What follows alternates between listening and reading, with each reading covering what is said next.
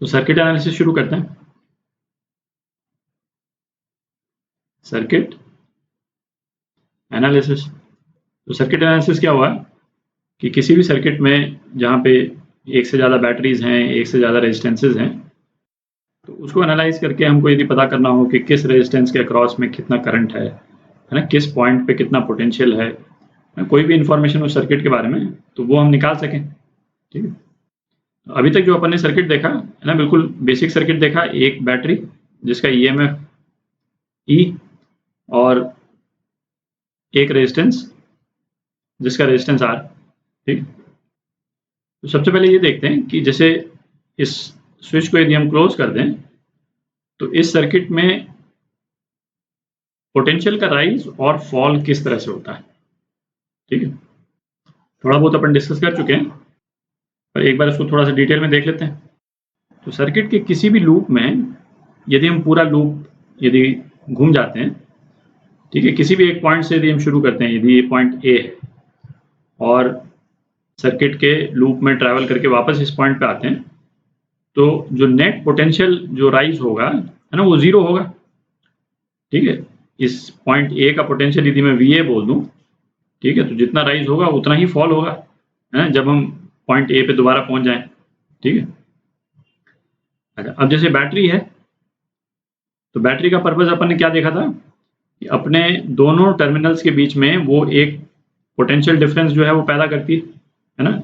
एक तो ये काम, और दूसरा काम क्या था इसका कि कोई भी चार्ज यहाँ पे आएगा प्लस क्यू चार्ज, इसको लोअर पोटेंशियल से उठा करके और हायर पोटेंशियल पे पहुंचा देती बैटरी। ठीक है। और टोटल वर्क जो है बैटरी करेगी इस चार्ज को यहाँ से यहाँ पहुंचाने में, क्यू ई वर्क करेगी। ठीक है। तो अब ऐसा करते हैं कि इस पॉइंट ए से, है ना, इस लूप में घूमते हैं। तो वी ए बैटरी में जब भी नेगेटिव पॉइंट से, नेगेटिव टर्मिनल से पॉजिटिव टर्मिनल की तरफ जाएंगे तो पोटेंशियल इंक्रीज करता है। तो वी ए प्लस ई, ये इंक्रीज किया। ठीक है। इलेक्ट्रोमोटिव फोर्स जो है वो वोल्टेज के टर्म्स में है। ठीक है। अच्छा, ये जो लाइन है जहां पे हम रेजिस्टेंस नहीं शो कर रहे हैं, सी एक्चुअल में तो कोई भी कंडक्टर होगा तो वहां पे रेजिस्टेंस तो होना ही है। ठीक है। बट सर्किट को क्लैरिटी से शो करने के लिए हम इस लाइन को मतलब इस तरह से शो कर देते हैं, बिल्कुल स्ट्रेट लाइन। तो स्ट्रेट लाइन का बेसिकली मतलब ये रहता है कि यहाँ पे रेजिस्टेंस जो है जीरो है ना, रेजिस्टेंस जीरो है। और चूंकि V is equal to I R होता है, तो इस पॉइंट के, इन दोनों पॉइंट्स के क्रॉस, है ना, यदि इसको मैं पॉइंट B बोल दूं और इसको पॉइंट C बोल दूं, तो इन दोनों पॉइंट B और C के क्रॉस जो है VBC, ये जीरो होगा। ठीक है। क्यों? क्योंकि रेजिस्टेंस जीरो है। इसको हम जीरो रेजिस्टेंस मानते हैं, जिस तरह से हम डिपिक्ट करते हैं जीरो रेजिस्टेंस। अब आते हैं हम C से D की तरफ। ठीक है। अच्छा, C से D की तरफ हमने ये डिस्कस हमने किया है कि इलेक्ट्रिक फील्ड जो है वो किस डायरेक्शन में है, इस डायरेक्शन में। इस कंडक्टर में इलेक्ट्रिक फील्ड इस डायरेक्शन में है। तो इसका मतलब इस कंडक्टर के अक्रॉस पॉजिटिव पोटेंशियल यहाँ है और नेगेटिव पोटेंशियल यहाँ है। ठीक है। इन द सेंस कि पॉइंट C जो है वो हायर पोटेंशियल पे है पॉइंट D से। ठीक है। ये पॉइंट D हो सकता है किसी और, ये सर्किट थोड़ा और कॉम्प्लिकेटेड होता तो किसी और पॉइंट जो यहाँ पे किसी रेजिस्टेंस के साथ जुड़ा हुआ है यदि सपोज, है, तो हो सकता है कि पॉइंट D उससे हायर पोटेंशियल पे हो, बट पॉइंट C के कंपैरिजन में पॉइंट D जो है वो लोअर पोटेंशियल पे। ठीक है। तो C से D जाएंगे तो पोटेंशियल जो है वो घट जाएगा, और वैसे भी इलेक्ट्रिक फील्ड के डायरेक्शन में जा रहे हैं तो पोटेंशियल घटेगा। ठीक है। कितना घटेगा? माइनस आई आर, है ना, क्योंकि V is equal to I R. तो ये हो गया। और हम कहाँ पहुंच गए? हम वी ए पे पहुंच गए, मतलब डी पे पहुंचे, बट डी और ए में तो अगेन, है ना, वी डी ए ये जीरो है, क्योंकि यहाँ पे भी रेजिस्टेंस जीरो है, स्ट्रेट लाइन बनी हुई यहाँ, है ना, हम ए पे आ गए। तो इस तरह से किसी भी लूप में हम गोल घूमते हैं तो नेट पोटेंशियल डिफरेंस जो है पूरे लूप में जीरो रहता है। ठीक है। अब यहाँ हमने वीडियो के टॉपिक में लिखा था resistors in series and parallel. तो रेजिस्टर्स के कुछ बेसिक कॉन्फ़िगरेशन देखते हैं, तो उससे हमको हेल्प मिलती है और कॉम्प्लिकेटेड सर्किट्स को एनालाइज करने में। तो देखते हैं क्या होता है।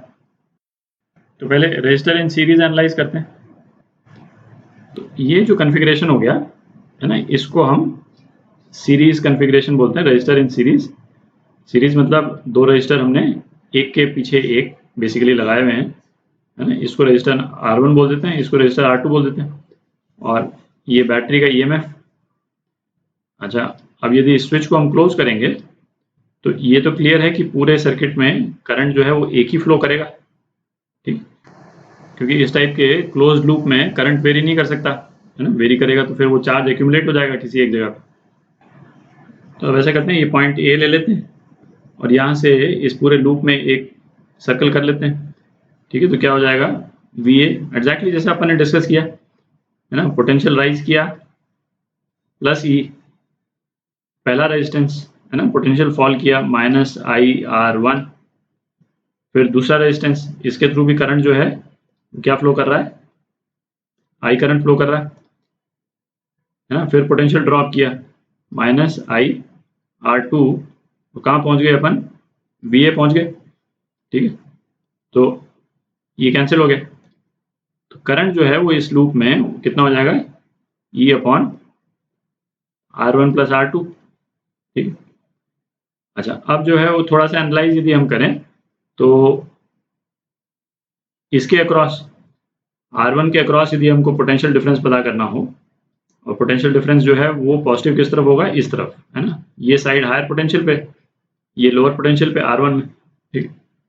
तो V1 कितना हो जाएगा, I/R1, और I अपने को मालूम है, तो E/R1 / R1 + R2, ठीक है। और इसी तरह से R2 के अक्रॉस पोटेंशियल डिफरेंस, तो यहाँ पे भी ये वाला पॉइंट हायर पोटेंशियल पे और ये पॉइंट लोअर पोटेंशियल पे, ठीक है। तो यदि इसके अक्रॉस पोटेंशियल डिफरेंस V2 है, तो V2 कितना हो जाएगा, V2 हो जाएगा I/R2, है ना, I कॉमन है, तो ये हो गया E/R2 / R1 + R2, ठीक है। तो ये सीरीज का अरेंजमेंट हो गया। अब चाहे हम कितने भी रेजिस्टेंस लगा लें सीरीज में, है ना, 2-3 और लगा लें यहाँ पे, है ना, सेम एनालिसिस आप कर सकते हैं, किसी भी रजिस्टर के अक्रॉस पोटेंशियल डिफरेंस पता कर सकते हैं, ठीक है। अब पैरेलल कॉम्बिनेशन देखते हैं। तो जैसे रजिस्टर्स का ये अरेंजमेंट जो है इसको पैरेलल अरेंजमेंट बोलते हैं, है ना। देखने से भी लग रहा है दोनों रेजिस्टेंस जो है वो पैरेलल में डाले हुए। तो ये सपोज R1 है और ये R2 है, ठीक। बैटरी का EMF E ले लिया अपन। स्विच को जब हम क्लोज करेंगे तो सपोज इस वाले पोर्शन से बैटरी से करंट निकल रहा है I, ठीक। अब यहाँ पे जो है वो करंट बाइफरकेट हो जाएगा, कुछ पोर्शन तो R1 से जाएगा जिसको अपन I1 बोल देते हैं, और कुछ पोर्शन जो है वो I2 से R2 से जाएगा जिसको अपन I2 बोल देते हैं, ठीक है। अब चूंकि लूप तो अलग अलग हो गए, ठीक है, तो सेम करंट ऑब्वियसली फ्लो नहीं कर सकता है दोनों में से। पर इसमें क्या है कि ये जो पॉइंट है, जैसे इस पॉइंट को A पॉइंट बोल देते हैं, जैसे अभी तक बोलते आए अपन, ये पॉइंट B पॉइंट बोल देते हैं इसको, क्योंकि यहाँ से लेकर यहाँ तक तो कोई पोटेंशियल डिफरेंस हो नहीं रहा है, ठीक है, कोई पोटेंशियल ड्रॉप नहीं, और इसको C पॉइंट बोल देते हैं, ठीक है। तो B और C के बीच में पोटेंशियल डिफरेंस तो सेम ही रहेगा, वो चाहे हम R1 के थ्रू कैलकुलेट करें चाहे R2 के थ्रू कैलकुलेट करें, ठीक है। तो इस केस में जैसे हम VA से शुरू करते हैं, बैटरी में, है ना, नेगेटिव से पॉजिटिव गए, पोटेंशियल डिफरेंस बढ़ा, है। अब हम चाहे तो कोई भी रेजिस्टेंस ले लें, क्योंकि हमको तो B से C आना है।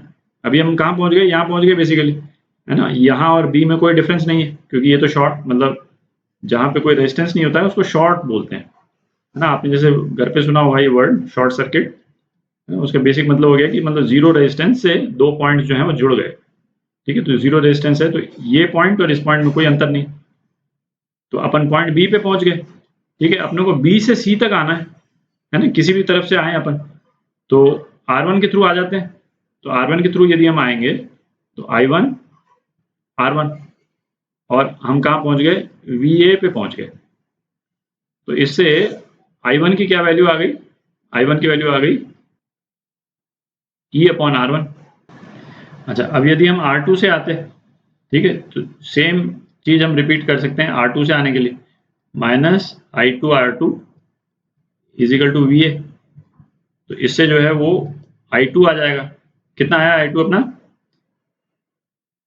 E अपॉन R2, ठीक है। अच्छा, दोनों ब्रांचेस में करंट आ गए, तो अपने को यदि टोटल I जो बैटरी से निकल रहा है वो यदि पता करना हो तो I कितना हो जाएगा, I is equal to I1 plus I2, ठीक है। तो ये हो गया आपका E 1 upon R1 plus 1 upon R2, ठीक है।